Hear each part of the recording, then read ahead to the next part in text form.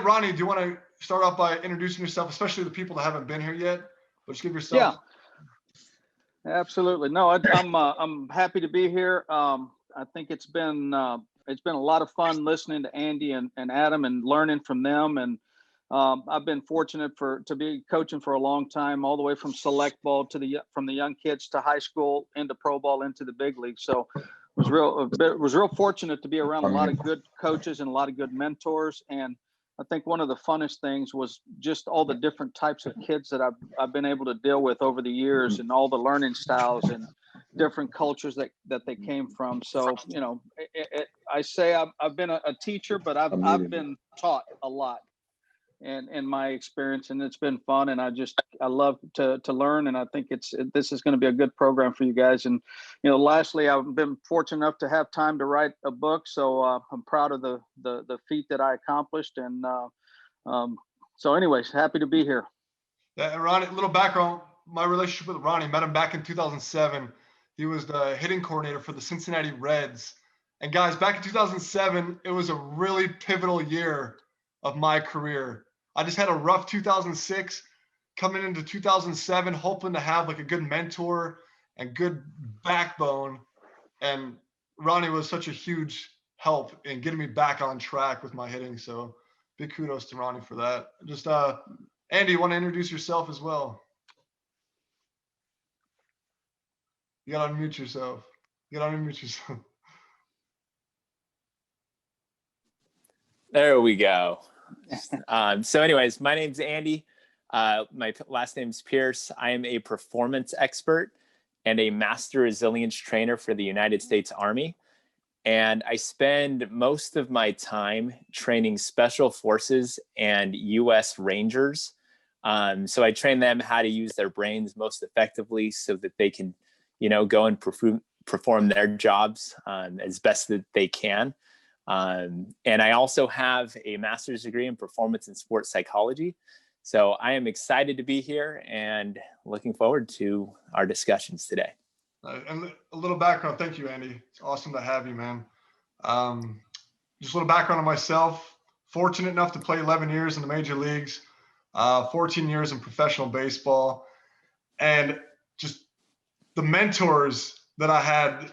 You can't do it on your own. A lot of support, like I said about Ronnie, a lot of great coaches and a lot of great teammates that I learned from. And I'm also always proud to say that I'm a graduate of Western Michigan University. With that said, what should we expect for tonight? It's actually a really good presentation. Andy and Ronnie and I have been talking a lot about this, but we're going to talk about why we visualize, how we visualize, and what to visualize. So Andy, let's start off. Do you mind just going over this definition of visualization? Yeah, so here's just a really nice, crisp definition of what visualization is. And it's using the senses to create or recreate an experience in your mind. Now, the key component I think that we should pay attention to here is using your senses, right? So instead of just saying your visual sense, we want to use our visual sense along with what we're going to hear, what we're going to smell, what we're going to taste in some situations. And so we want to incorporate all of our senses into recreating the experience so that it becomes real life in our brain. And that's when visualization that's when we see the benefit. And so moving on, why do players not visualize, or why don't players visualize? There's a number of different reasons. So one, they might not understand the concept, right? Or they might not have time. They might not be that good at it. Or maybe they've tried it, but they didn't really have many results. So you got young players that are like, oh yeah, coach told me to visualize. I don't really know what he's talking about, how to do it. And then I try my best and it didn't help me get a hit that inning or that game. Or I didn't bat as well as I wanted to. So there's a number of different reasons why people don't visualize. So I know, Ronnie, you work with a lot of young players. What's your experience with this?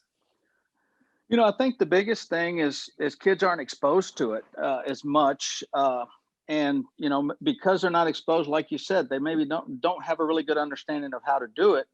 And I think the biggest thing, the guys that really do it and do it well, they empower it and they believe in it, and they trust it. But I think that's the hardest thing, is getting kids to understand, and it takes some discipline. We don't realize how much time we actually do have to do this. We've got some downtime as players, but those are the perfect times to do it, which is what we're going to cover today. But I think that's the biggest thing, just not being exposed to it or not being taught how to do it. Yeah. Thank you so much for that, Ronnie. So let's talk a little bit about why we want to visualize. So this whole presentation, we're going to be talking about the why behind visualization. And we're going to get into some of the science behind it. And we're going to talk story about some of the different people that also visualize. And so first, I want to talk about the Blue Angels. So there's arguably some of the best pilots in the world. What they do, if you guys don't know who they are Navy pilots, and they fly in formation, meaning that they put their airplanes or their jets within inches from each other. And so one bad move or one wrong move could result in some serious problems, and potentially it could kill them. And so visualization is a huge part of their pre-game process. And so I'm going to play a video. Adam's going to press play in just a minute, that plays it's a video that talks about what they do and how they visualize. So while this video is playing, I want you to think to yourself, why do the Blue Angels use visualization before each flight? Okay, so think to yourself, why do they use visualization before each flight? Thumper's low transition, high performance climb to the split S. And while I'm saying those things, those are what they're going to hear on the radio. Some of the guys will close their eyes and they'll visualize what they're, and some will move their hands a little bit. They'll visualize what they're going to be seeing out there while that's occurring. It's like going out and warming up before if you're a pitcher, warming up your arm a little bit, but they warm up their minds. Everybody is very attuned to the boss and what he's saying, and he makes those calls in the brief just like he'd make them in the flight. Now, burners ready now. Power is set. Gear, a little drive. Up we go, a little more pull. A little more pull. Adding power. Easing the pull. Easing power. Easing more power. Step by the bars. I've flown the air show before I ever go out there. I fly it in my mind. I know what my 3-mile checkpoint is. I know what my 2-mile checkpoint is. I know where I expect to see Thumper. I know what the next maneuver is, and I actually move my wrist and can fly the show. It's good concentration. It's what you need because you get focused. Then you go out there and you just have to do it. All right, so we see there's a number of different reasons why that they use visualization, and it's really a huge factor in their success. So it helps them practice with less consequences, right? So as they're actually going to fly, as they visualize, they have no consequence, right? Because they're sitting in a chair, but they're able to practice before even actual flying.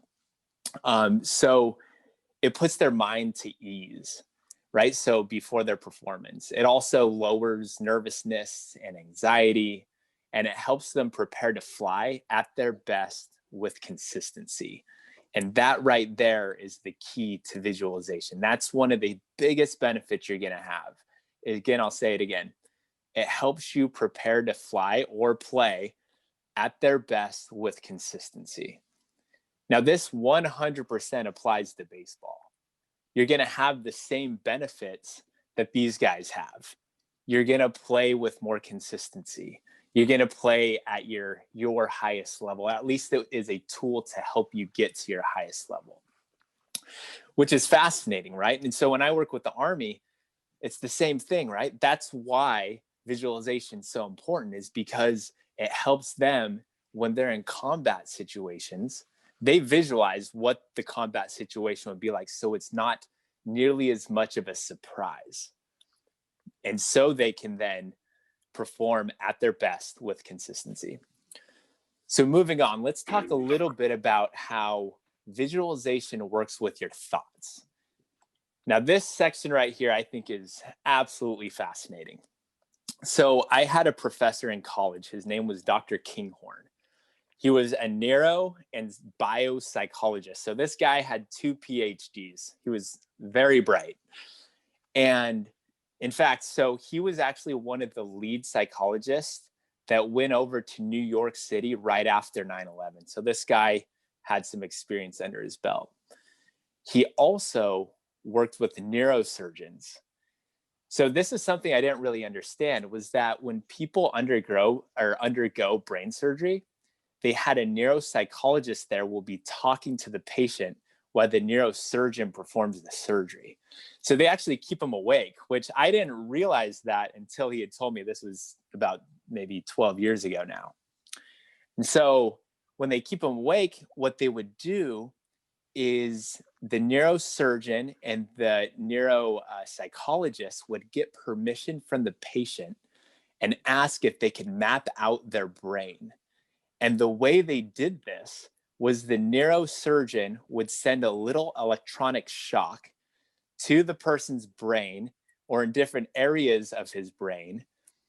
And they would find what parts of the brain would get shocked and then what the body would do. So in other words, they actually controlled the body parts of the patients with the electronic impulse by touching it on the brain. So I thought this was crazy, right? So Dr. Kinghorn, I remember he told me that he got so good at mapping out the brain that he would say to the neurosurgeon, hey, right hand, index finger, make it move. And sure enough, the surgeon would shock a very specific part of the brain and the right hand index finger would move. Now they got so good at it that he would say, all right, let's see what you got. And he would say, left foot, big toe. Sure enough, because they had mapped it out, they'd put an electronic shock into that area of the brain that controlled the left foot, big toe, and sure enough, it would move. And so this, when I say, like, the title of this slide, that your thoughts are electric, I mean that your thoughts are literally electric, because that's how your brain works. And now the interesting part, or the reason we're even talking about this, is because it 100% relates to baseball. So how do you throw a baseball? Your brain sends an electronic impulse through your nervous system into your body, and you throw the ball. Now that's fascinating, right? So now let's go ahead and talk a little bit about the brain-muscle relationship. Now I think this is another research study that I think is fascinating. So researchers hooked up electrodes to the body of this Olympic downhill skier. So what they did is they asked him to sit comfortably in his chair and imagine himself going down a familiar ski slope. And so what they found was the electrodes monitored any electrical activity in the skier as he imagined himself going down this hill. So the pattern of the activity in the skier's body actually mirrored the terrain of the ski run. So what we found was, when visualizing a performance, the neural pathways between the brain and the muscles are activated. Now think about that for a second. He's just sitting there in a chair, and these electrodes are saying, oh, these muscles, as you visualize doing them, are starting to fire. So what we found is that through visualizing, you're actually building neural pathways, which essentially translates in, by visualizing playing the game, you can actually get better at playing the game. which is crazy, right? Like, how does that happen? But it does. And that's what researchers found. And the interesting part is that your brain can't even tell the difference. So when you have physical practice and you have visualization, if you were to put electrodes on your brain while doing both, they would look the same. Obviously, when you're visualizing, your muscles aren't firing as much and it's not as strong of, your muscles aren't actually engaging nearly as much. But what's important here is you're creating the neural pathways that help you with that skill. That's why it works, because you might not be building as much muscle, but you're building the neural pathways. And that's where you get the benefit. And that's where we really see that visualization really works. So let's go ahead and talk a little bit about muscle memory and the biology behind visualization. So we're going to get a little bit deeper, and we're going to get a little sciencey in here, but stay with me. I promise if you don't know this stuff, it's really fascinating. So while visualizing, messing up my words. Okay. So while visualizing, you expand your network of neurons. Now, neurons are cells that make up your nerves, and your nerves control your muscles by sending signals to act or to move, right? So if you can see me on the screen, if I lift up my arm, as I'm lifting it up, what's happening is my brain is sending the electronical impulse through my nervous system into my muscles to move. So the faster or stronger your nerves pass the signal, the more agile your muscles will be. And that's why it's not the biggest, strongest people that are really good at baseball. It's those who have the fastest and strongest nerves. So I'm sure many of you, being playing the game for a long time or even a short amount of time, it's not the big muscly guy that's really good at baseball. And so this explains why. It's the person who has the strongest and fastest nerves that control the muscles. And so let's talk about how you build strong nerves. So you build fast and strong neural pathways by what research shows is visualization and practice. That's how you build fast, strong neural pathways. And the amazing part, like we just talked about, is that your brain cannot tell the difference between visualization and practice. So while visualizing actually builds these neural pathways, which again, to me, is wild, that just thinking it becomes a physical reaction within your body. And so this is what we're talking about when we talk about muscle memory. In fact, me and Adam the other day had a pretty funny conversation when we started talking about visualization. He goes, Andy, like, you don't really believe that there's little brains inside your muscles, do you? I was like, no, of course not, right? Like there's not little brains inside your muscles, but this system of creating strong neural pathways is what makes it so that you can pass the signal, which makes it so that you can continue to do that task, even if you haven't done it for a long time. Now, it's in your hippocampus, or actually it's in your hippocampus the hippocampus is the part of the brain that creates the new neurons as you visualize or practice. So that's what we have a picture of the brain here right now. So Adam, I think you had a couple questions. Sorry, go on. No, I was just wondering if these neural pathways, you're developing them so quickly. Does that help with developing fast twitch muscles, or is that something different? Right. So that's a great question. So fast twitch muscles, or your muscles in general. So let me actually take a step back. So you have your nervous system, which tells your muscles what to do. Okay. So the key here is that, yes, your muscles and your nerves are very much connected. As you get stronger, your nerves are going to get stronger as well. But when I talk about your nerves in this whole presentation, I'm talking about just your nerves versus your muscles. Does that make sense? Yeah. I mean, for me, like, it's the biggest thing that I see for these neural pathways that you're creating, it's you have to be able to control these pathways, right? Like, because right, it doesn't matter, like, as a hitter, if you're just going up there and swinging because you've trained yourself to swing, but what about stopping? You got to keep them under control. And I'm sure there's different ways you can relate that to different athletes as well, right?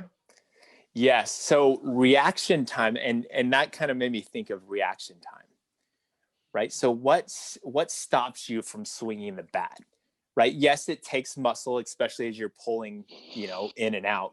But what's sending the signal to stop? It's your nervous system. So your nerves are what are going to stop you or help you to stop. So they really all work together. And you actually brought up a really good point about how at least it made me think of this. So like, if you think of like, do any of you have those friends who seem to be really good at everything? It's like you take them bowling and they haven't bowled in like 15 years and they bowl like a 200. You're like, what the heck? Like, how did you do that? And they're like, I don't know. I'm just pretty good at bowling, I guess. So here's the thing is, as a baseball player, as you develop these neural pathways, it's going to help you in other sports, right? So think of it this way: as a little kid, like when you have a baby, their neural pathways are really weak, right? So it's kind of like a dirt road, like even a footpath of being able to pass this signal, right? So as you develop and get stronger and start playing and start really getting to learn how your body works, you start turning that into like a road that you drive a car down. And as you get better and better, those neural pathways look more like a highway. And then when you get really good at, like, say, baseball, it might end up looking like a 7-way highway where you're on it. And those neural pathways are super open because you put in all the time and effort. So yeah, it's fascinating stuff. Yeah. I mean, I don't know. We were talking earlier, about like I think about like the bullet train. I mean, I talked a little bit later in the presentation, but like how it's like, I go back to control. I'm all about, you have to be able to control this still. And if it's off the track, it's useless, right? So you got to make sure that boom, it's going really fast in the right direction. 100%. Cool. I always think about it when I see guys that, get to pro ball, and they start facing guys throwing 95, 96. And I visualize that highway that you're saying, because the more you do it, the more you get acclimated to it. It's not as difficult a task as when you first started. So it just seems to me like that would be a great visual. As that pathway starts getting bigger, like a highway, it just becomes a lot easier for a hitter. Am I on point with that? 100%. 100% on point. So let's look at some more of the research. Unless, Adam, did you have anything? No. Okay. All right. So let's look at some of the research. Now, if you guys want to go ahead and take a look at this graph, on the left-hand side, you got performance, and that's high and low. And then on the bottom there, on the x-axis, you have types of performance. Okay. So that bottom line represents no practice, right? If you don't practice something, you're not going to get better. Okay. Now, here's the fascinating part is when research shows that when you do only mental practice, you're going to find a significant increase in your performance. In fact, there have been some research studies where mental practice, like you take two groups, you have one doing mental practice, one doing only physical practice. There have been some studies where those who only did mental practice actually improved more than those who only did physical practice. So those lines sometimes are interchanged. But as a whole, most research has shown that physical practice is typically going to make you better than just visualization. But here's the kicker, and here's the part that I think is just knowledge for any athlete, no matter what you're doing. And that is that when you combine physical and mental practice, you're going to be a better player. You're going to be, sorry, okay, there we go. You're going to play whatever sport significantly better. And so that's what research shows, is that visualization with physical practice is the way to get better at your game. So Ronnie, I know you've worked with a lot of youth. I'd say a handful, but it's probably several handfuls. So have you experienced this? I think the biggest thing for me, as I'm listening to you talk about this, it relates me back to when I was in high school. That's when I was, kind of exposed to visualization. My high school coach would force us to visualize on our trip to the games, and he would want us to all lay down and close our eyes on our trip and just visualize. And it was forced on us, but you had nothing else to do, so you start doing it, and then all of a sudden it started kind of resonating with all of us as a team, and we started playing better. And it was amazing to me how often or how close a situation would come that I had visualized on the bus, where I'd get a base hit up the middle, and that was what I was visualizing. So I think and the hard work and the physical, and then connected to the visualization. I think it's very powerful, and I'm just thankful that I learned it at a younger age, and I use it in every part of my life, whether I'm doing lessons and or even playing golf, whatever the case may be. And I think it's a very, very powerful way of doing it, and the benefits are just, it's awesome how much you can benefit from it. Ronnie, so quick question for you as I'm thinking about it, but like going back to that high school story, you said your coach forced you to do it. Like there was no kind of educating you guys how to do it. So it's probably tough to buy into. You probably felt forced to do it.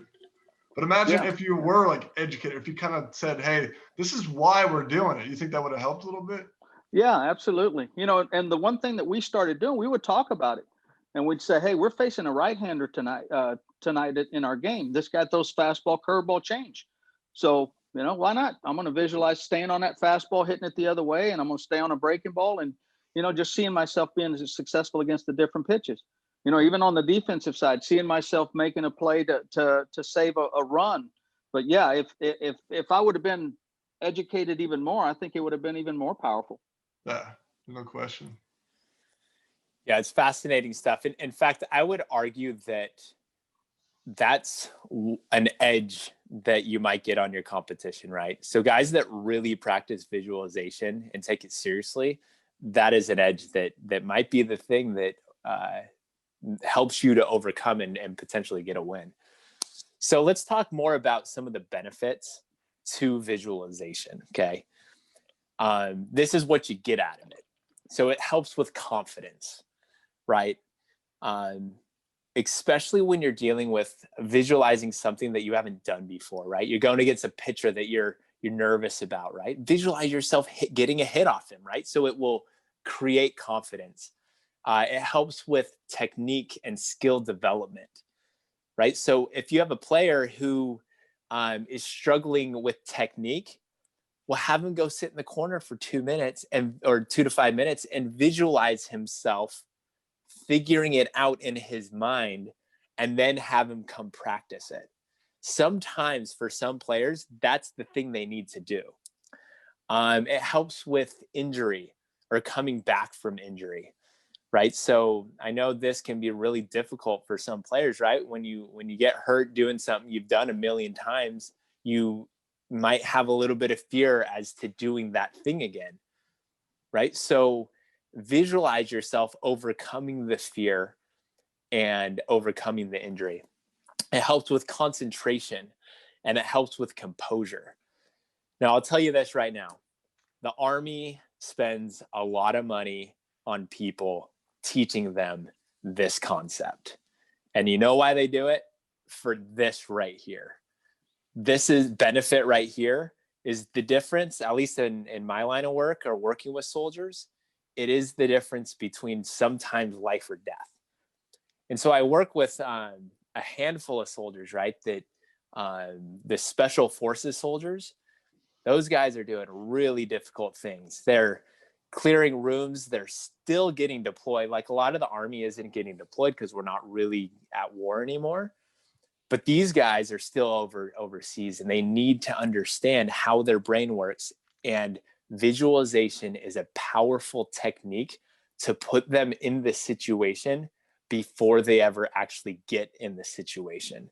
So this right here is what you get out of it. And it takes concentration and it takes practice.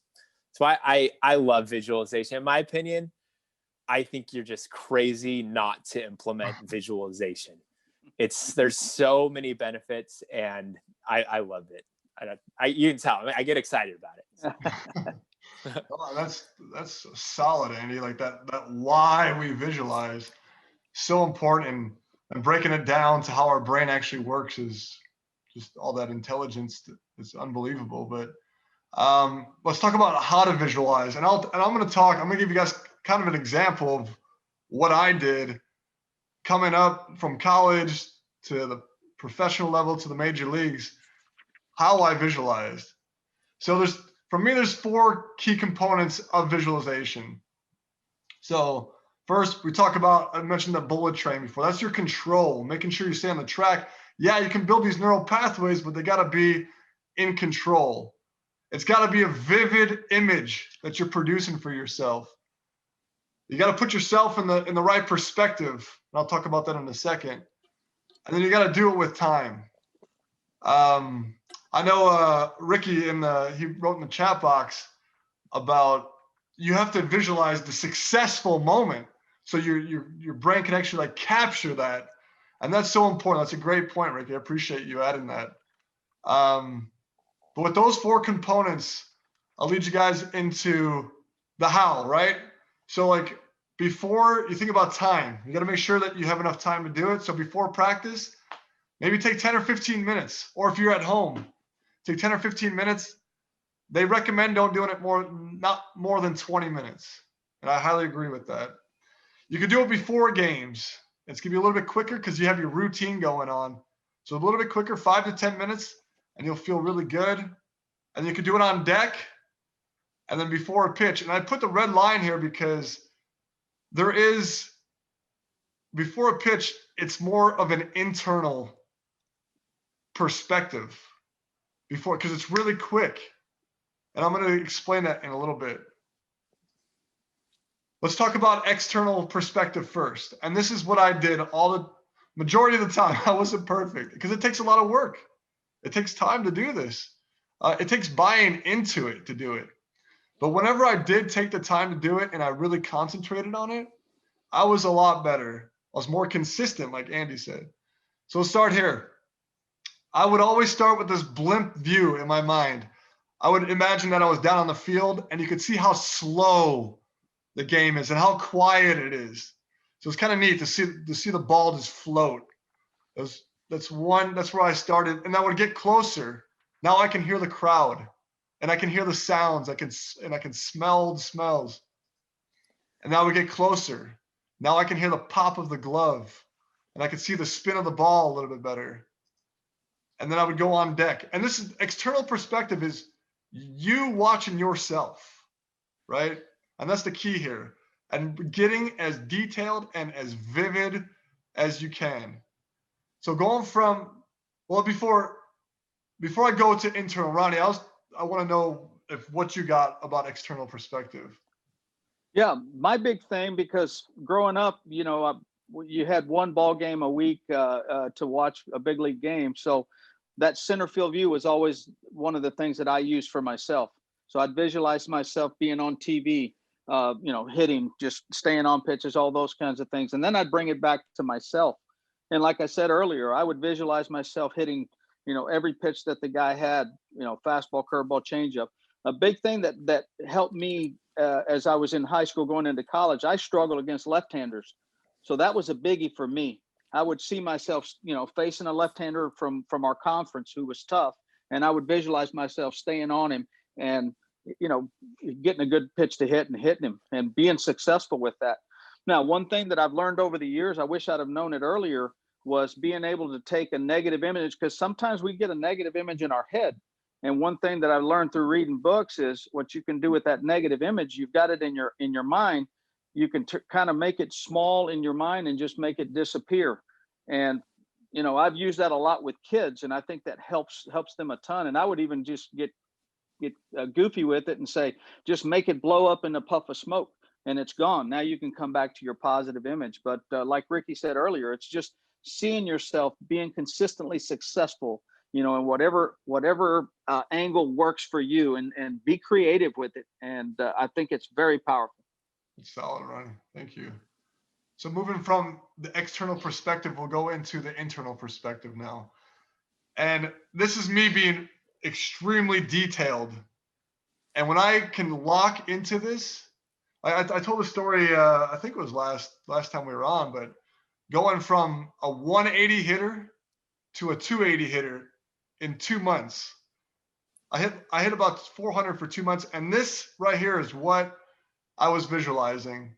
So internal perspective means you're seeing it like there's a camera on the bill of your helmet, right? So you're right there in the moment.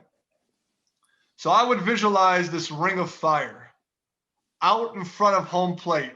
And if that ball was coming into that ring of fire, that pitcher was in trouble. It just boosted my confidence. The ball would light up, my barrel would light up, and I would just connect because I was staying in my zone. But when I got really good, I would actually envision this internal perspective of this blue ring around my hot zone. And that blue ring represented the ice, right? If it came anywhere close to the ice, this bad pitch, I would have to shut it down. And that's why I go back to control, right? Controlling your neural pathways. I was training myself to stop if it's not close to my zone. And I think that's where you get in trouble. That's where you start falling into slumps, is when you start swinging at the pitcher's pitch instead of really staying in your zone. And I just got super detailed, and I would just see the ball come to the zone. I mean, I was unstoppable, and it felt great. And I would, it's easy to visualize that success, that feeling, as you ingrain those movement patterns into your body as well. But Ronnie, again, if you want to touch on internal perspective, be great, man. You know, I think this is what you just showed there with the blue. It's powerful for me with the blue, the ice, because that can help you in your mind create some control in the zone, some strike zone discipline. I think that's a great visual. Now, the other thing I've learned over the years, and I think it helps a ton, is let's say you had a bad game, the night before, and you swung at a slider in the dirt, or you popped up on a ball and it was a ball, and it was a failure. But why can't we take that same image? Because in our mind, it does, like Andy said, your mind doesn't know the difference. Take that same pitch that you swung at, that you chased at that ball slider down away in the dirt. Now visualize it in your mind and see yourself taking it and not swinging at it. And then that ball inside that you swung at that was 3 inches off the plate that ended up jamming you, see yourself taking it. And then you get yourself in a better hitter's count possibly. And then you can visualize, okay, now I'm in a 3-1 count and I get something good to hit, and you visualize yourself making something happen. So, we're asking for, you to try to challenge yourself to try to be perfect in your mind for the 3 seconds or 5 seconds. And this is a great way to do it, to be able to visualize and take in a negative and turn it into a positive. I mean, that's exactly what you want, Ronnie. You hit the nail on the head, man. Thank you. We'll just keep on cruising through this, going from there, and we talk about different sports. And I know there's a lot of athletes on here tonight. We have a couple softball players, and I think my neighbor's on as well, but we were talking yesterday about he's a professional fisherman, and how he visualizes his approach to catch a fish. And I mean, not just in athletics, but all walks of life. And now we're going to talk about Andy's favorite guy in the world, Conor McGregor. Andy, go ahead, man. All right. Working in sports psychology, I've come to really appreciate a strong mind, and Conor McGregor is incredible for a couple reasons. But the one focus, or one of the reasons I really want to focus on, is his visualization techniques. Now, some of you may or may not know this, but he takes visualization to a whole new level. Okay. So every single day, he visualizes himself going against his opponent. So he actually closes his eyes and visualizes himself in the ring up against the person he's going to fight, because they usually know a few months in advance, right? And he visualizes himself in the locker room, getting his hands taped as he's walking out, what he'll see, what he'll hear, what he'll smell with the 15,000 people in the crowd, or however many people are there, what it will taste like, what it will sound like, what it will what the whole experience will be like. And so when he goes to fight, or when he's in the octagon, it's as if he had been there 1,000 times, because he had been there 1,000 times in his own head. And so he takes it to that level where there's no wonder that he was at one point like the world's best fighter, right? And it's arguably right, because we got a few guys right now, and he lost not that long ago, but he took that and he ran with it. And there were a bunch of famous interviews with him talking about this, where he envisioned exactly how he would knock out his opponents, and he did it exactly how he envisioned it. So I love a strong, I love a strong mind. And Conor McGregor, whether you like him or not, he's got a strong mind. I mean, that just puts the hammer on the nail right there with how to visualize. There's a great Adam, example right there. Can I add something? Yeah, go ahead, Ronnie. Andy, you said something about the more realistic, the more effective. I think that's huge for people to understand and hear. The more realistic you make it, just like you're talking about the hear, the smell, the taste, for a ball player, feeling the breeze in your face, like Adam said earlier, smelling the grass. I think that's it just makes it a vivid picture in your mind. So I love that. The more realistic that you make it, the more effective it's going to be. Yeah, 100%. All right, so we covered the why and the how. Now, what should you visualize? This is my suggestion. There's a lot of different ways to do it, but just from what I know, and we're going to go through this pyramid again, starting from the bottom, going up. Like before practice, or when you're at home, when you have more time, you can visualize your long-term goals. If you want to go to LSU or Arizona State, or if you want to play in the major leagues, visualize that when you have time, and then eventually get to that internal process. But for sure, the long-term goal. Before a game, you don't have as much time. So let's focus more on short-term goals. Hit the ball hard 4 times in one game. And then on deck, something a little bit quicker. You can see the baseball. You can feel yourself being successful, and you can just see yourself doing it. You can see yourself celebrating. And then before every pitch, you could still visualize. And it just, for me personally, I go back to the internal. It's got to be simple. It's got to be just the baseball or the shape of the pitcher's hand or something, wherever you pick up the pitch. It's got to be something simple, because it's quick visualization, but you will get a lot out of it. So that's, Ronnie, did you have anything else to add before we're going to do a little exercise? Yeah, I think the thing to understand as you start becoming more consistent with your visualization, understand that you're going to have distractions, and they are what they are. But as you deal with the distractions, you got to get back on track to really concentrate on your visualization. So as you get better and better at it, then the distractions become less and less. So just be aware of it, and then work to get yourself back on the task at hand. Wow, that's fantastic. All right. So I know we went quick through that but we're going to have you guys do an exercise now. And this, Ronnie and Andy and I have actually taken, it's been about 3 to 4 months that we've been working on this mental thought process that we would have if we were in the batter's box. I'm sure there's different processes for pitching, which I would love to hear, for fielding. But we're going to take you through an at bat. So we're going to build these neural pathways tonight, okay? So this is going to be a process. So you're going to have to stay with me the whole time. And when you do this, I want you to close your eyes, okay? So 2 to 3 minutes, you're going to close your eyes, and we're going to build these neural pathways. All right, here we go.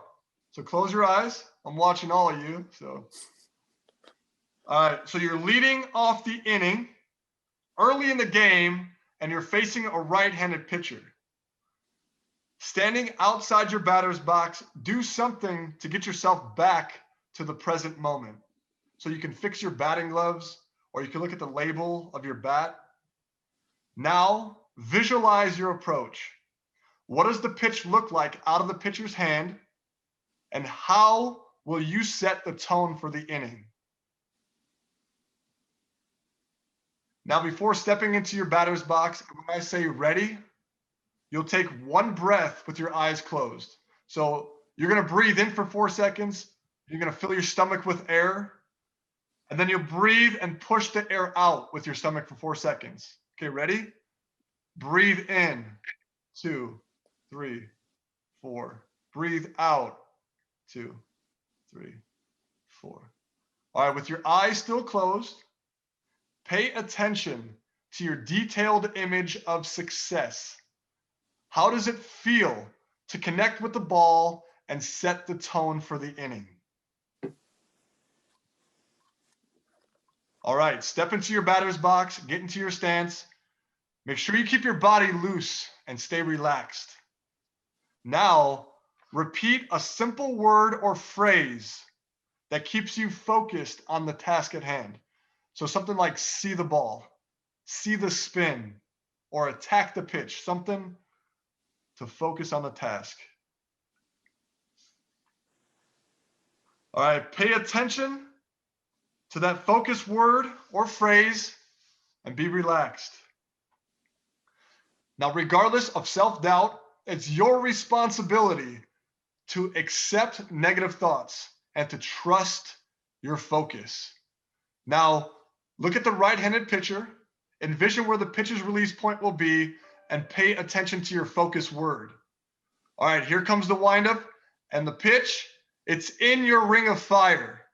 So you swing and you connect with your pitch. Your hands feel weightless and it sounds like a cannon. The ball shoots off your barrel and you see the ball fly deep into the right center field gap. See yourself standing at second base doing a little celebration. All right, you guys can open your eyes. Y'all just hit a double. You just crushed it. So, all right. So it might have felt awkward for a couple of you, or you might have felt like your mind was wandering off somewhere. And that's possibly because your neural pathways are not quite developed the way they should be. And some of you probably already, they felt good. You felt comfortable doing it because you've already applied this in your life, in different aspects of life. Or if you're a player right now or a coach, you've used this visualization, but you can still make it stronger and you can develop a little bit more. Andy and Ronnie, you guys got anything? No, I'm good right now. Yeah, I feel relaxed. Yeah, I just had a double, so I'm feeling really good. Yeah, you did. Drove in a couple RBIs too. Yeah, but no, just that I was just gonna add that visualization is, like I said before, it's a powerful tool, right? So this is now a tool that you have in your toolkit, and pull it out, use it, and as you do, you'll see a difference, especially if you put in a lot of time doing it. It really changes the way you play the game. So yeah, I like what appreciate that, Andy. I like what Scott Emerson said. I don't like what Pat Mish said in this chat box, but what Emo said, yeah, why just visualize a double? He wants to hit a homer. But that's a pitching coach talking right there. That's right. But that's awesome. I don't know. I mean, we really want to hear, we want to have a discussion if you guys have time to stick around about what you guys thought about this visualization or how you guys apply it. You guys can make comments, ask questions. It's open for discussion. Let me start off because I saw somebody with a question. Andy, this is probably for you. And it's something along the lines of, is it possible to do too much visualization? I think that's a great question. That is a great question. Yeah, I think it depends on the person, but yes, you can do too much. In fact, research shows that over 20 minutes of visualization, and I believe that's per day, is where you're probably getting into too much. So you want it to be less than 20 minutes of visualization. So yeah. Good point. I like that. Hey guys.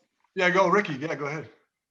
Yeah, just to jump in, guys. So my point was really around, I think it was Adam sharing his visualization imagery going into play, going into bat, just before the pitch, and around the time where, and I know obviously, if a player has an inward order and is aware, and doesn't get caught up in the external and overthinking, it's an excellent thing. But what strikes me with that is players who don't quite have that inward awareness can get caught up in the external, and then finding that balance between when's that point, because I think another probably more powerful thing to do in terms of mindset is to fully surrender to the moment and fully trust intuitively that your processes are in place, that your preparation's there. Because when you fully trust and let go of thinking totally, then you're in that state of flow.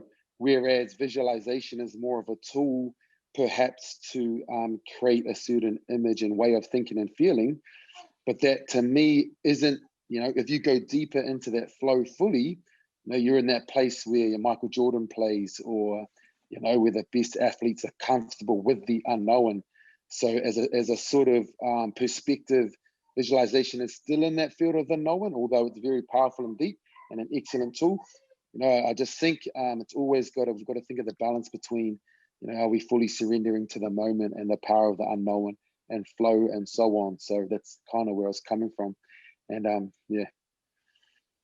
You know what, can I add to that? That brings up a really good point. The visualization is it's a tool, or it's a preparation tool, right? So it helps you prepare for the moment.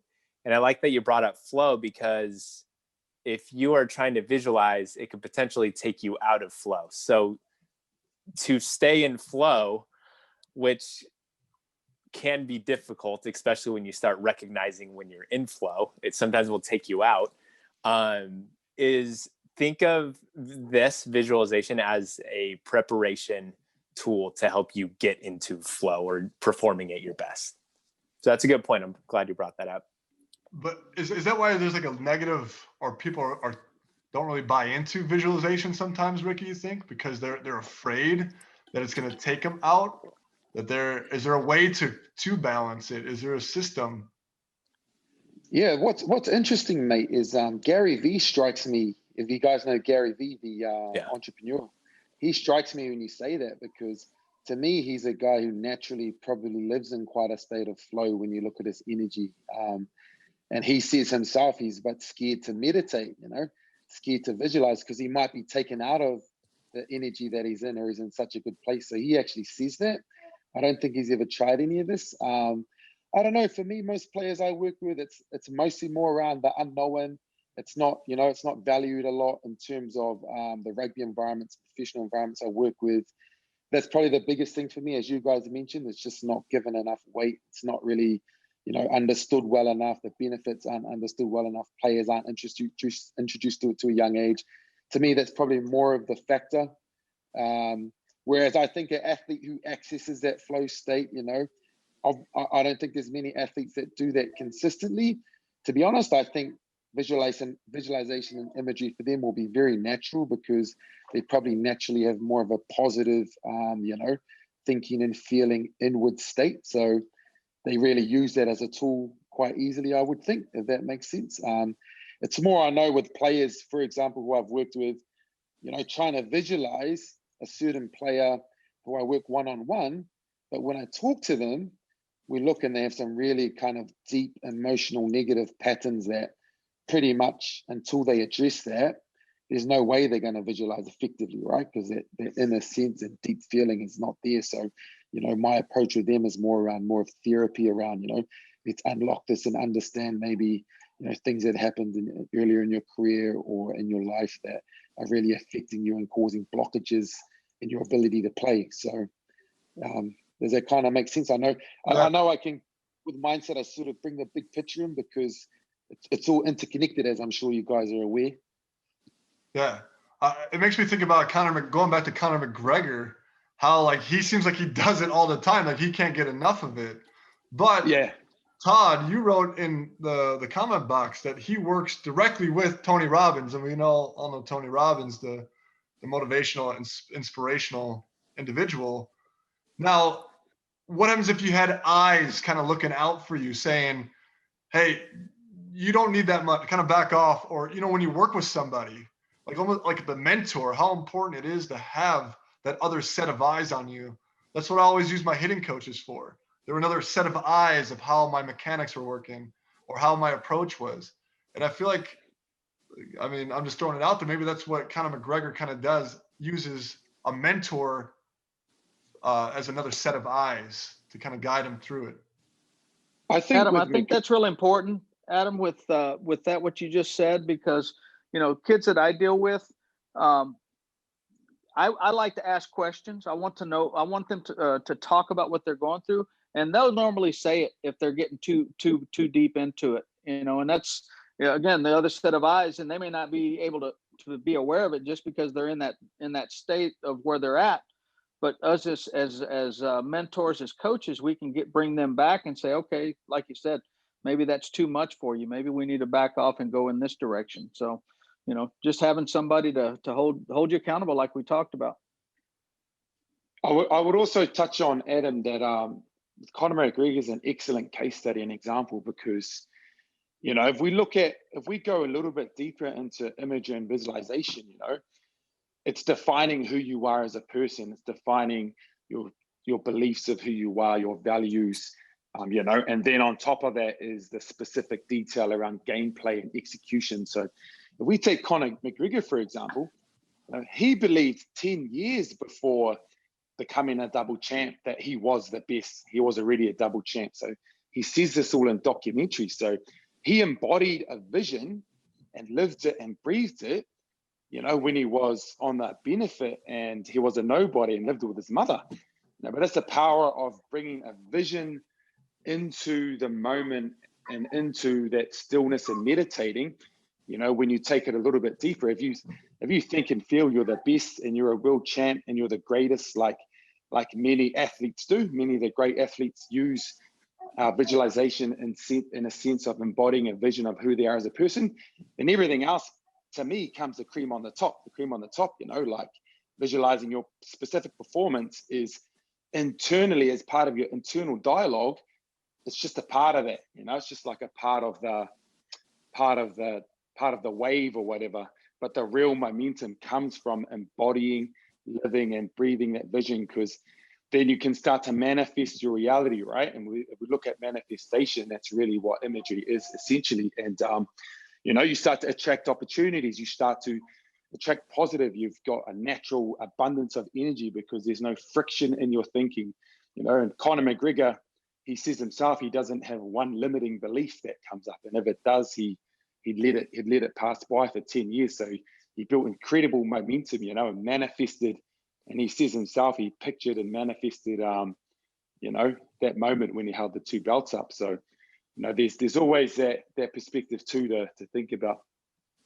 Yeah, and I was just going to add to that too. The reason visualization too is so powerful is because it changes behavior, right? So if Conor McGregor never had that visualization of him becoming a world champ, it would have changed his behavior to probably not becoming the world champ. So it's all about how you act and how visualization affects how you act. And so that's what this is about. It's about behavior, and visualization changes behavior. So does it matter when? It sounds like, Ricky, you said like Conor McGregor, he had this when he was younger, the adversity that he went through when he was younger, and he kind of transformed it or used that. Is there a point where it's too late to start visualizing? For me, mate, not at all. I don't. For me, man, I tell everyone I work with, you know, you can be the best player in the world because, you know, if you're already a professional athlete, as the graph showed, you can add 30% on top, right? If you're all on a mindset and live completely in the moment like the best athletes do. So, yeah, I would say that, you know, anybody can maximize and live completely in a state of flow and play that way in a game and have complete inward order. And it's all about, you know, going really deep and being consistent with a full mindset plan. I guess I didn't mean like start too late. I mean, like, could you would you be stronger? Like if you started earlier, like because you started earlier, it's going to be tough for someone to catch up to Conor McGregor because he started so young. Like it's when you start building these pathways. Oh, 100%, man. Like if you think of Tiger Woods, his dad had him doing this stuff when he was 2, you know, putting and pretending there was a crowd, and the brain develops and grows. I think it's like 90% or something by the age of 3 or 4, you know. So absolutely, you know, any the earlier the better for sure, 100%. And I'm sure in the future, maybe the longer term, professional sports will probably, you know, start to realize that and and even schools and create environments that are conducive to that. Rosie, I got a question. Yeah, Emo. Probably for Andy, somebody smarter than me, but No. you know, visualization. You know, I couldn't do it. You know, I couldn't get. I was terrible at it, even though I hit that homer to right center off of Rosie's exercise. But what about you know, visualization? You know, you're training your soldiers and maybe to go into combat, and you have the map all set up, how the SEALs are gonna go in here, and they're visualizing going into these places, going underwater and going into the tunnel. How does that compare now to the virtual reality glasses, where you know, by wearing the virtual reality glasses, you have to make decisions. You know, for me, when you're visualizing, I can tell myself what to do. You know, I'm gonna see good pitches because I'm telling myself hit good pitches. So how can I visualize a bad pitch? But with these virtual reality glasses, you know, give us a little comparison to, you know, what that is compared to doing the visualization on your own compared to having some sort of intelligence doing it for you. So I would say that having an intelligence that does it for you is a form of visualization. And I would probably say that it's a better form, but it is visualization because that's what, sure, you're not creating it with your own mind, but it's creating it for you. And so it puts you in that moment without actually being in the moment. And that's what visualization is all about, right? So those glasses and those systems are extremely effective in helping people prepare for the unknown, right? Because a lot of those guys, like soldiers, they're doing things that have never been done, right? In some situations, or they're going to a situation that they have very little idea what they're getting themselves into, and they know that. And so those type of glasses is a form and extremely effective for training purposes, for sure. Well, I know that there are several Major League Baseball teams that have the VR glasses. They have the data of pitchers pitching, and you know, 2 of those teams, or one for sure I know of, won the World Series this year, that had the technology. And some teams, you know, our team, we don't have it. We don't pay for it. We don't have the money to pay for this. And it just always seems like you're like, man, they hit everything, or they're on everything, or they've seen this before. And like you said, it's a game changer in my opinion. And you know, when you get to put these glasses on and track pitches for hours and just watch the ball coming at you, you kind of form that window of with your eyes, you know, where these pitches are going to be strikes and where these pitches are going to be balls. And it puts some teams at a big disadvantage because a lot of teams don't have it. Yeah. And that kind of comes back to the neural pathways, right? When you are practicing with those VR glasses, you're building the neural pathways to start recognizing what that pitch is going to do or what it's going to look like. And so really it takes way less effort having a pair of glasses than actually hitting. And you could probably go through significantly more reps, right? So you can watch the ball come at you way more times with the glasses on versus in real time, right? Well, you're getting your eyes are getting game-like information rather than the 60-mile-an-hour heater Rosie's throwing during batting practice. Yeah, You're exactly, actually- right? You're actually, got the glasses on and looking at 100 miles an hour. And I would think for young kids that are on here, and Ronnie could probably answer this as a hitting coach, you're 14 years old and you're training your eyes to hit 100 wearing these glasses. The older you get and the more times you get in a box against these guys throwing 100, you're not as nervous about it. Absolutely. Yeah. Sorry, Ronnie, you can go on. No, it's okay. No, go ahead. Yeah. Okay. No, I mean, that's exactly it. Right. And the reason, like the science behind what's happening is you're opening those narrow pathways so that the information of watching 100-mile-an-hour fastball coming at you is open because you've done it so many times, and the glasses that's actually incredible. And yeah, the Army uses a lot of that type of things. We could go down a rabbit hole for a long conversation about technology and how valuable it is in really developing athletes and soldiers. But that's fascinating. I'm glad you brought that up. All right, I don't know. Rosie. Everybody else got comments or questions? We're good. I have a question that might be like the complete inverse of what Scott just said. Could you, so let's say you didn't want to spend a lot of money on doing this, but you wanted to be creative. Could you put someone in a room that like deprives them of like their senses, like a dark room? That way there's no distractions. Would that enhance this? Well, I got something on that, Andy. Yeah. And you probably know about this. There was a POW who apparently was in his cell for years, and he'd use visualization of playing golf his country club back at home, and he never broke 90. And the first round after he got rescued, went home and shot like a 76. And that was, he hadn't played since he was hostage. You could probably Google the story and look it up, but that's what he did every day. Was he played golf in his mind while he was in his cell, and he came out and he was a better golfer. Right. And I would say, like, okay, so if you take out all the distractions in a situation and then train them, sometimes that might not be helpful because, and actually hold on, let me work that out real quick. Because in this situation that you just explained about how you have a golfer who hadn't played in a long time, who was in a dark room, he was able to learn how to concentrate, I would argue. So if you take out distractions and you're still able to concentrate, whether there's distractions or not there, then yeah, you're going to have the benefit. So I don't know if that really answers the question, but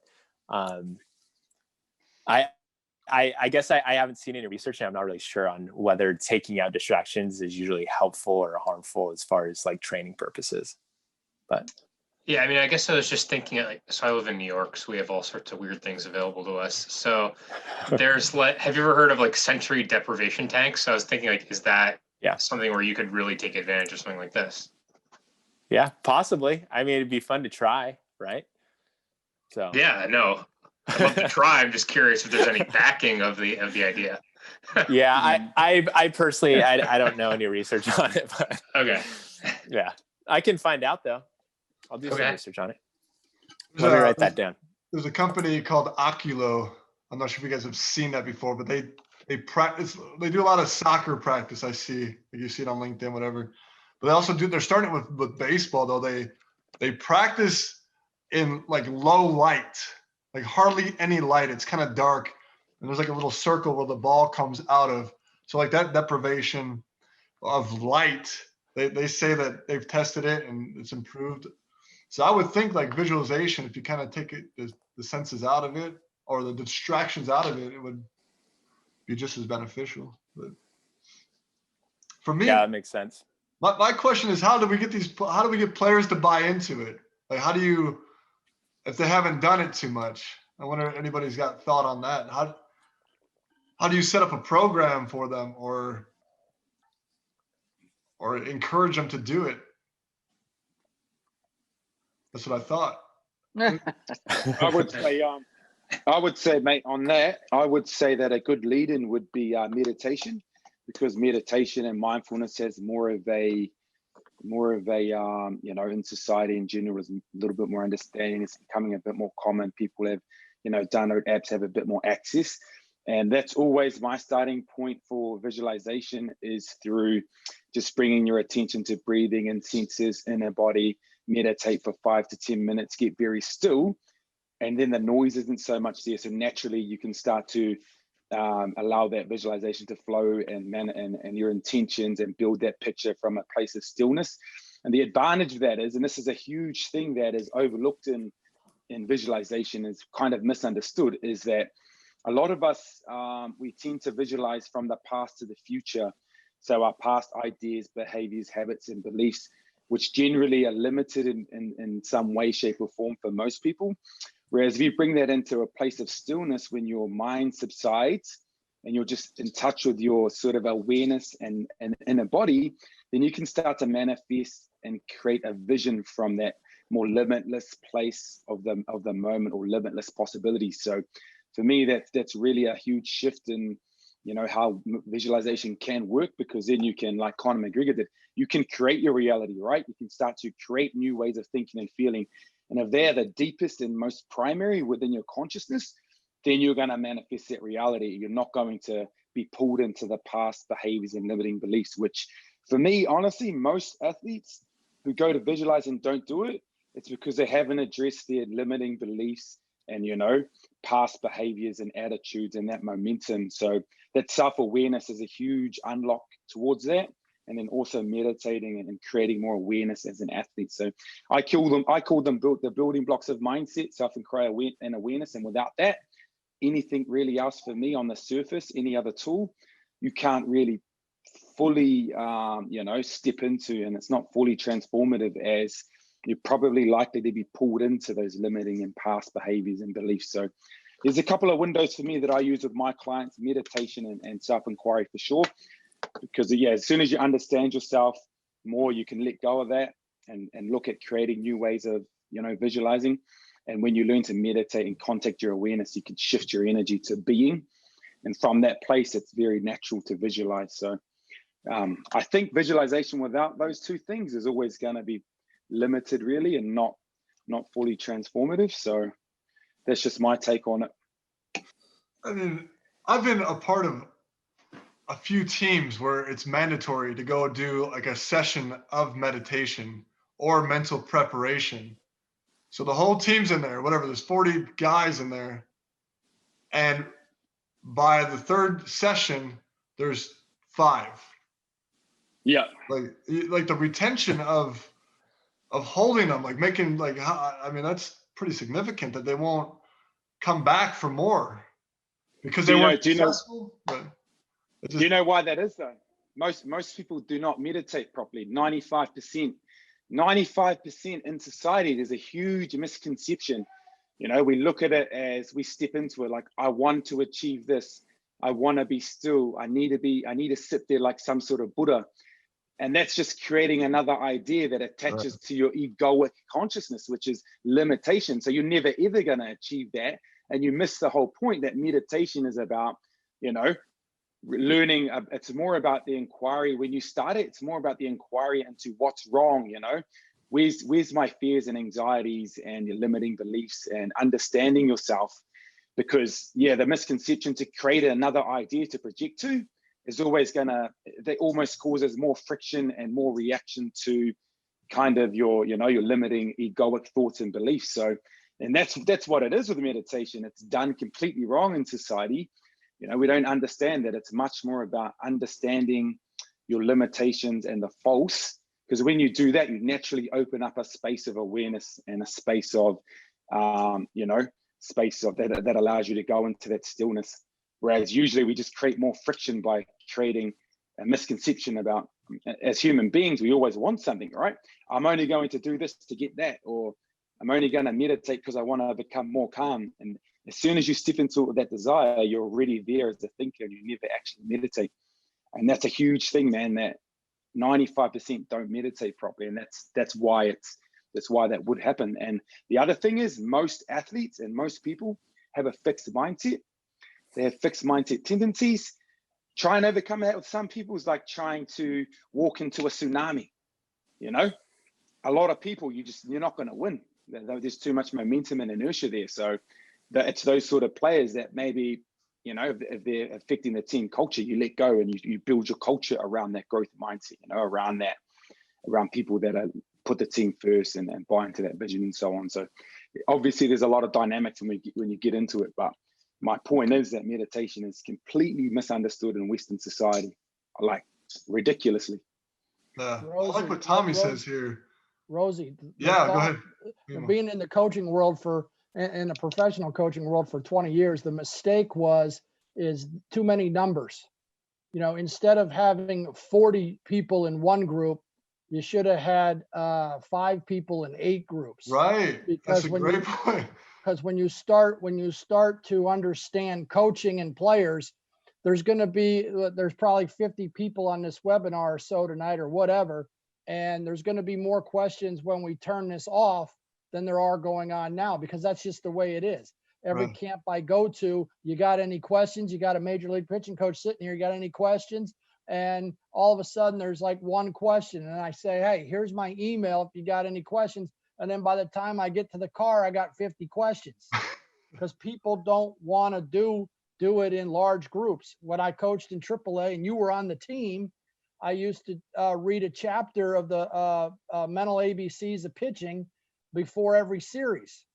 Well, a couple guys came to me and said, hey, can we, maybe break it down instead of having the whole staff in there at one time? You know, some guys are embarrassed. And I read the chapters. You know, when I was in A-ball, I tried to get the players to read a chapter, but they just don't want to do those things. They sometimes feel embarrassed. So it's the way, like he was talking about in numbers and inertia. You know, that's, in my opinion, more players want to be coached one-on-one than in big groups. Sometimes we don't have the time, but as much as you can be with somebody one-on-one, I'm with that pitcher as much as I can one-on-one, dealing with, we teach, visualization. We want our guys to visualize. Some guys can't do it, but if they feel more pressured to do it and they start giggling, when there's a lot of people there, but when it's just you and him sitting one-on-one, going out to lunch and you're talking, they'll be more receptive to doing it. That's just human nature and what happens. And that's coaching is getting these guys into smaller groups so they can earn your trust and they can understand you better. And going back to what Tommy was talking about, like even just starting small, it's inching your way into it, introducing it gradually, because like Tommy said, it's like your mind's like a computer.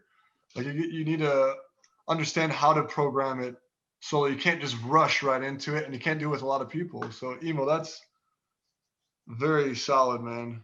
Rosie, go ahead, Andy. If I could jump in on that, Rosie, there's an awesome, one of my favorite, you and I have talked about this before, but one of the things that got me on board with visualization and really understanding how to teach it was John Lester's experience, where he reflected, okay, this didn't work for me, but so next time let's try this. Let's try to change it a little bit, because he understood, he intuitively got what it could do for him, but the onboard wasn't smooth, right? And so it was that smaller kind of baby steps into it, and reflecting with the coach saying, you know what, next time let's do this, this, this, and this. And Bob Tewksbury adjusting that as they move forward. And that really formed how I approach it with my athletes, and not a one size fits all, here, okay, 40 kids, here you go. I've got different scripts for different kids that are different lengths. And we talk afterwards about their journey and about, you talked about the negative thoughts, about accepting the negative thoughts, about not judging. There are different things to focus on with different people, and that path changes depending on who it is. And that, I mean, for me, that as a coach now, that takes a lot of time, right? The sustainability of that. Right. That's coaching. That's coaching. I mean, for 40 guys, I mean, you got to really dial it in and make sure they got to communicate back with you too. A lot of them don't even say anything. Yeah. So guys, just to jump in there, my process as a mental skills coach, I'm just working at the moment on a plan with a professional rugby team in Australia who I'm working with in 2021. And the process as I see it is I do have the time. It's my full-time role. I work one-on-one with each player for a personalized plan, whether that's visualization, meditation. At the end of the day, I feel, each player will naturally have certain things that they are more in tune with and will pull them towards that. So for me, as soon as you work with each player, you, as was discussed by a couple of people, you have that chance to create that inward shift. You can go very deep. Like players tell me things I've never told people in terms of, family life and their upbringing. So that allows that inward shift. And when you get that from as many players as you can have that small group. And then ultimately, when you shift the culture in the team to more of an open growth mindset, vulnerable culture and buying into a vision, you get to the point where the whole team can access the power of meditation and visualization. But it's only as a summation of the entire team. So you hit a certain threshold, 40 to 50%. And if there's half the teams there, naturally the energy is going to shift that way. And then that's where you create those cultures that are sort of unbeatable, and that's my approach to it. That's very powerful. There's a question from Andre Demetrol about how do I work on developing that ring of fire. So shifting gears here, it kind of goes back to what Ricky was saying. I had a limitation. My limitation was I was swinging at the right-hander's sinker inside, but I was hitting a $180 because I kept on swinging at the same pitch, and I knew how to work on that weakness. I had to find a way, like I said, like that ice, that if it came in that sinker zone, I had to take it. I'm like, hey, if I'm taking it, I got to find a way to still be able to drive the ball and drive in runs. And I thought back to what my dad taught me when I was a kid about, you'd always say, see a glass window out in front of home plate. And I thought about that, but I wanted to make it a little bit more animated, right? I want to make it a little bit more exciting. But it just kind of gradually, like Tommy was saying, like it's like a computer. You kind of like start creating, because first it was just like kind of like, all right, stop swinging at this. Stop swinging at this. But then like, oh my goodness, start swinging at this. And that's how I just gradually, and then it just keeps becoming more vivid the more you develop those neural pathways. But it stemmed from my limitation. What my weakness was, the way I see it. I mean, I'm sure Andy could probably concur with that, but. Oh yeah, 100%, right? So, that visual is incredible, the Ring of Fire. I think it's just so valuable, right? Because it gives you that understanding of what you need to do in the moment. And when it doesn't come in that Ring of Fire, you know exactly what you're going to do. And when it does, you know exactly what you're going to do. So it gives you a lot of direction in how you're going to actually perform. It's powerful stuff. So Ricky, you go back to the idea of flow. Like, is that flow? Like, well, I mean, I felt like I was in flow. I mean, I was like lights out.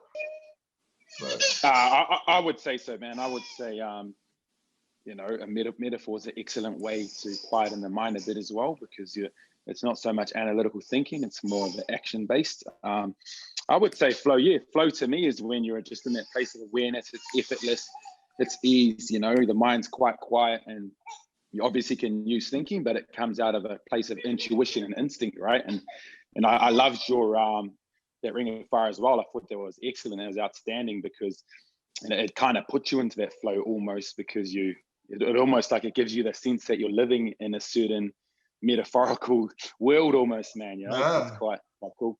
And that's kind of like the world like my dad put me into. Like he always used metaphors when I was playing baseball. It was pretty neat. Some of the best rugby coaches at the moment, they create metaphors around the team vision. Like one of the guys who won the competition in New Zealand, their theme for the year was around Muhammad Ali taking out something to do with Muhammad Ali, and the third time they're bouncing back. It's like a whole story around it, and it gels the team. Just it's pretty powerful. Yeah, no, there's no question. Todd, I don't know if you wanted to expand on, because I know we touched on like the distractions side of things, but I really like your comment here. It seemed like you've done a lot of research, as I know, as we've talked. Oh, sure. Yeah, thank you. Yeah. So the documentary, if anybody saw the Michael Jordan documentary that was on over the summer, talked a lot about a person by the name of George Mumford. And George was the architect of teaching mindfulness to work with the Bulls, with Michael Jordan and Scottie Pippen and that whole crew. Phil Jackson brought him in, and George is in the Boston area. He actually played basketball, not professionally, but his roommate in college was Dr. J. And one of the things that he worked with the players was to, train them. And I did this when I was playing golf when I was growing up, is to put as many distractions and potential obstacles in your path while you're practicing. So you get comfortable with those uncomfortable things. And so that nothing, like I would put the ball behind trees in my backyard and just in practice where I would have half a swing, a quarter swing, have to swing in reverse, backhanded. And so what George Mumford did with Michael Jordan and the rest of the Bulls was sometimes they would dim the lights. I heard you mention that, right? They would turn the noise of the speakers up really high. Okay, they would do run them in practice in different ways to really mix up what they were expecting. And Pete Carroll does this too. Pete is a big proponent of mindfulness. He works with Michael Gervais, and Michael is a sports psychologist also. So they would do the same kind of thing, work in smaller groups, bring in very loud noises, people yelling different things at the players, playing with, maybe their shoe is untied on one foot. So, to be careful with that, but to do, all kinds of things that might be an obstacle where the turf, gives way on different things, poor conditions, and training that allows your brain to just pick up more information, right? So it has more experience. So it doesn't get bogged down with those. I think, early on you were talking about the experience piece, right? What Andy was talking about, the practice, the more practicing. So just the different kinds of things. But I did the same thing in baseball. I would have while I was practicing, I would have pitchers on my team just throw me stuff all over the place, mix it up, in. I got beamed in the nose in 6th grade and broke my nose. So when you imagine you then have, mental and emotional blocks to get back in the box, people get hit in the head, various things. So I would have people pitch me inside on purpose so that I could get the emotion of fear out, and so we did things like that. I think putting athletes in uncomfortable positions, within a limit, right? Because you can go overboard. So, but I think that was really helpful. The other thing I really like about this discussion in terms of the mindfulness, the meditation piece, the other piece too, you mentioned thoughts are electrical. Emotions are magnetic, right? They're from the heart, that area. So if you combine the thoughts, which are electrical, with the emotions, your visualization is much more powerful. So if you literally feel, you feel the emotions of being successful at hitting. You feel the emotion after you had an injury and you're getting back in the box the first time. You feel what that rush of excitement is. You could set it up where you're imagining yourself calm in that setting. You're feeling the emotion of stillness and calm. That drives that whole visualization even more more powerfully. So that's the only other piece I would add. I think that the process is brilliant, get to stillness. I mean, Mike Trout, they always talk about Mike Trout. He doesn't want a single thought in the box, right? And if he was visualizing in the box, he doesn't want to even do that. So he does his visualization way before. And anytime he gets a thought, he steps out, because the whole point of visualization is to build those neural pathways so that you can then go on automatic and not think, right? It's almost like an anchor, that visualization, those images. And then you're allowing, once you're just let it go and let it go, you actually are able to then let it flow and get in the flow. So that's kind of what I would add, but I love the discussion. I think it's fantastic. And I would agree, so many people are taught meditation with maybe the wrong intention. There's a lot of people doing good work, but there's a lot of people, I think, that get into too much results oriented, and so, just you want to teach calmness and self-awareness. And that's the big thing. I think Ricky was talking about, being self-aware of those, limiting beliefs and things, because those get in the way too. I mean, we're visualizing all the time anyway, and this is just conscious visualization, right? So this is, setting the table in advance. And I use it for everything. I mean, it's extremely powerful. Musicians and, so you map that out, what that looks like. But then I always add the feeling piece, because I think that's so important. And that's what you remember in your bones long term. You might forget the image, but you remember the feeling, like a vacation you had. You might not remember all the things, but you remember the feeling, how fun it was, how exciting it was. And that's the same thing I find with visualization. So thank you for letting me share. No, that's fantastic. We really appreciate you sharing that insight. That's really good, powerful stuff. And going back to the distraction, I really like this idea because, listen, I'm not sure if you guys know Jocko, the podcast, former Navy SEAL, but he talks a lot about that. He says, prepare with the most negative, not mindset, but what can go wrong, right? Going to war. Think about what's the worst case scenario and prepare for that. And I go back, it made me think about when I was a kid.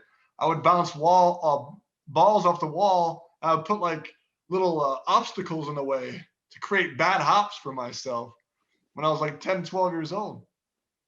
But and we've talked a lot about golf tonight, and I wanted to bring Greg. I'm not sure if you want to share, if you have thoughts about this, but Greg, he's the head coach at Oklahoma State for the girls golf team. I just wanted to get your insight. Just want to hear what you had to say. No, I think everything that's been said is incredible. I mean, and obviously golf is, is from a psychological standpoint, all of this is very useful for what we do. But everything that from a golfer to a coach, and then everything that I've learned through sports psychologist has been talked about today. And so I've learned a lot.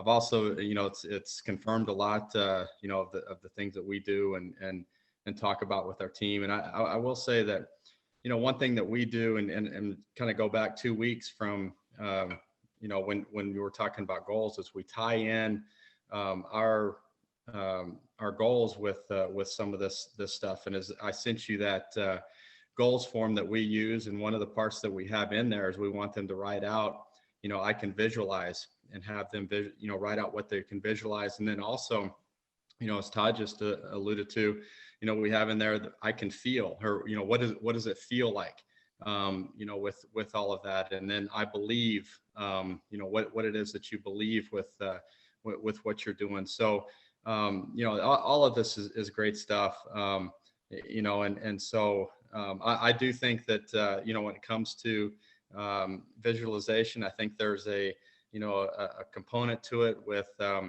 with mechanics and technique, and then there's that component of the psychological component of putting yourself in that position in that moment.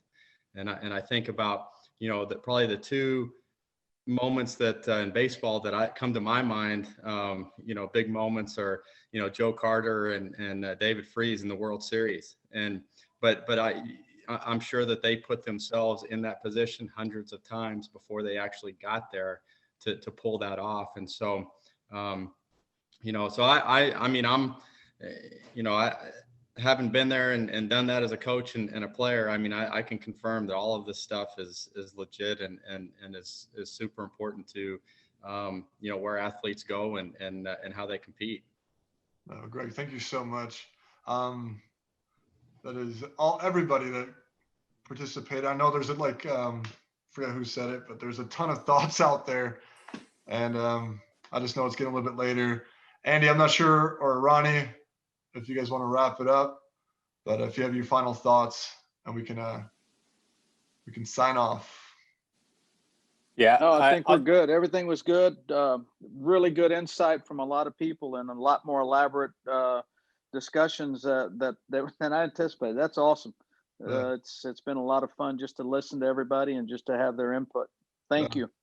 Thank you. Yeah. I'll kind of add too that I like the after conversation is sometimes the funnest part of a webinar, because we get to hear from everybody's great minds that have really been there, done that. And I just really appreciate being part of this conversation. So, and I always tell Adam this is that I try to take my ego out so I can just absorb. And I think ego can sometimes be our worst enemy at times, but thank you for everyone's thoughts. It's an incredible conversation. Yeah. Whenever we prepare this, we put a lot of thought into it and we study a lot, but man, we get a ton out of it. We probably learn more than you.